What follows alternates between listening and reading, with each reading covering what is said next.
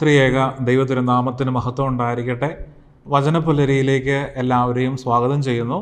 സുഭാഷിതങ്ങൾ 17-ാമത്തെ അധ്യായം അതിൻ്റെ 1-ാമത്തെ വാക്യം ഇങ്ങനെയാണ് വായിക്കുന്നത്: കലഹം നിറഞ്ഞ വീട്ടിലെ വിരുന്നിനേക്കാൾ അഭികാമ്യം സ്വസ്ഥതയോടെ കഴിക്കുന്ന ഉണങ്ങിയ അപ്പക്കഷ്ണമാണ്.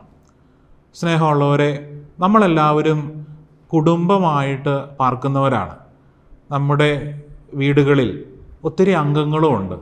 സത്യത്തിൽ നമ്മുടെയൊക്കെ കുടുംബങ്ങളിൽ ദൈവം വസിക്കുന്നുണ്ടോ എന്നുള്ളത് നമ്മളൊന്ന് ചിന്തിക്കണം.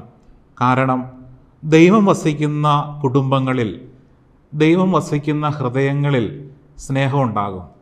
സ്നേഹിക്കുന്ന ഹൃദയങ്ങളിലും സ്നേഹിക്കുന്ന കുടുംബങ്ങളിലും സ്നേഹിക്കുന്ന കൂട്ടായ്മയിലും സ്നേഹിക്കുന്ന ദേവാലയങ്ങളിലും ദൈവം വസിക്കുന്നു. പക്ഷേ ഇന്ന് പല കുടുംബങ്ങളുടെയും അവസ്ഥ നമ്മളൊന്ന് ചിന്തിച്ചു നോക്കണം. പല കുടുംബങ്ങളിലും ഇന്ന് ദൈവം ഇല്ല. കാരണം വെറുപ്പും വിദ്വേഷവും വൈരാഗ്യവും പിണക്കവും ഒക്കെയാണ് പല കുടുംബങ്ങളിലും കാണാനായിട്ട് സാധിക്കുന്നത്.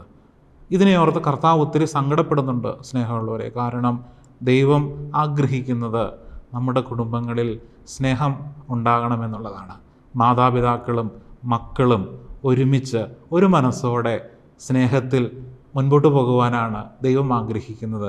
പണ്ടത്തെയൊക്കെ കുടുംബങ്ങളിൽ പട്ടിണിയായിരുന്നു, പക്ഷേ അന്നത്തെ കുടുംബങ്ങളിൽ സ്നേഹമുണ്ടായിരുന്നു. ശരിയല്ലേ? പക്ഷേ ഇന്നത്തെ കുടുംബങ്ങളുടെ അവസ്ഥ നമ്മളൊന്ന് ചിന്തിച്ചു നോക്കണം. അപ്പോൾ ആയതുകൊണ്ട് നമ്മുടെ കുടുംബങ്ങളിൽ, എൻ്റെ കുടുംബത്തിൽ സ്നേഹമുണ്ടാകണം. സ്നേഹിക്കുന്ന കുടുംബങ്ങളിൽ, സ്നേഹിക്കുന്ന സമൂഹത്തിൽ ദൈവം വസിക്കും. ആയതിന് നമുക്ക് സാധിക്കണം എന്ന് ഓർമ്മിപ്പിച്ചുകൊണ്ട് നിർത്തുന്നു. ദൈവത്തിൻ്റെ അതിപരിശുദ്ധമായ നാമം വാഴ്ത്തപ്പെടട്ടെ.